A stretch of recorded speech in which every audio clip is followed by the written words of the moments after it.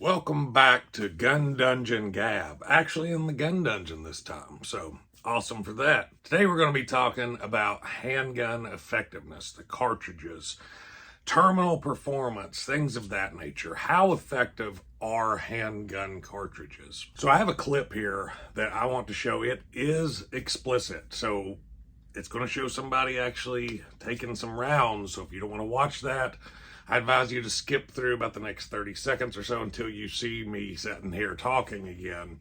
But this is an officer shooting. Whether it's justified or not, that's debatable. That's not really what I want to talk about in this video, but I'll let y'all discuss it in the comments below and I'll join in on that if you'd like to talk about that. But this was a 9mm handgun. Let's just go ahead and take a look. I said, get the fuck out of here now! Step back, Grace. I'm gonna fight! Stick to it, then fight! Get off me! Get off me! Fuck you, nigger. If you come any closer, I'm gonna shoot you. I'm gonna shoot you, dude. I'm gonna fucking shoot you. human being up. I'm gonna shoot. 6-2, Get then the fight. fuck out of here now! Get up. Stop. You don't Get the stop. fuck I'm gonna outta shoot here. you. I'm gonna shoot you, dude. Shoot! Get off me. Get up. Get up. Stop! Stop moving! I'm gonna continue to shoot you. Stop! Shots fired! Shots fired! Shots fired. Confirm your location. In front of lower level. Suspect down. In front of Do not move! Not move! Do not move! Okay, so you can see there, the first shot looks like it was a miss, but it wasn't. The perpetrator, suspect, whatever you want to call him, took that round square and didn't even flinch. Second shot, there was a little bit more reaction, but not a lot. And this isn't a dog on 9mm. This isn't a dog on handgun round effectiveness, period. This is just something that really needs to be thought out. And are some handgun calibers more powerful than others? Absolutely. 44 Magnum is going to lay a lot harder hit on a human than, say, a 32 ACP. There's no denying that. But when it comes to your standard handgun cartridges, 380, 9mm, 40, 45, standard rounds that a lot of people carry, they don't have the ability to cause hydrostatic shock. So the only way that you're going to make someone immediately go down with a handgun round is going to be a hit to the central nervous system. Now, if you have a lung shot or something like that with a rifle, something like a 30-06, that person's probably going to go ahead and go down. I doubt they're going to take that and keep right on trucking like the guy in the video did. So I'm saying all that to say this. Yes, there is a difference between 9 and 40. 40 is more powerful. There's no denying it. You get more shots with 9mm.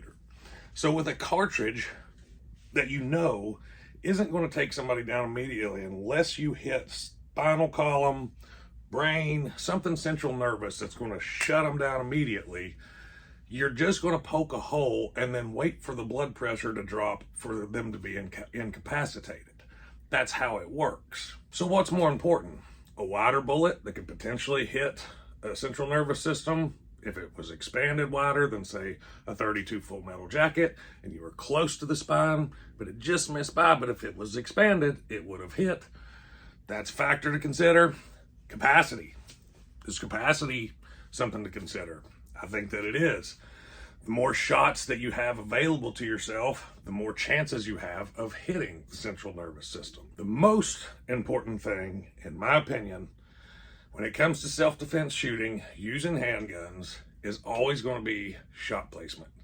If you can work on drills, central nervous system shots, center of mass, you've got a good chance of hitting something.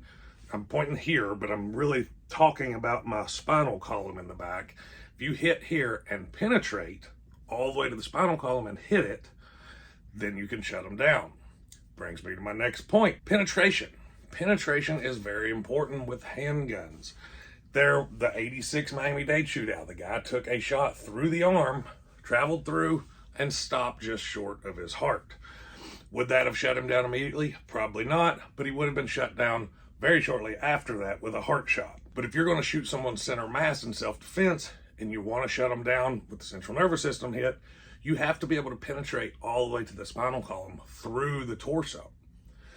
Now, will a 380 hollow point do that? Most of them that I've tested, maybe, maybe not. They don't penetrate that much if a hollow point from 380 actually expands, other than the XTP, which gets about 12 and a half, 13 inches of penetration in gel expanded, because they don't expand a whole lot.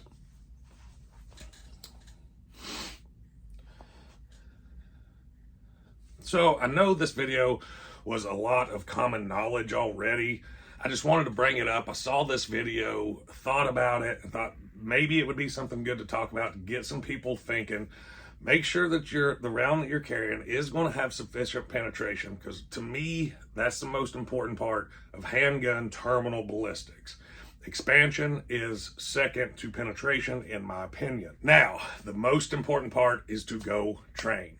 Get on the range, go shoot, train to shoot fast and on target constantly, because shot placement is the most important part of concealed carry defense shooting. So that's what I got for you today, guys. I look forward to hearing your comments down below.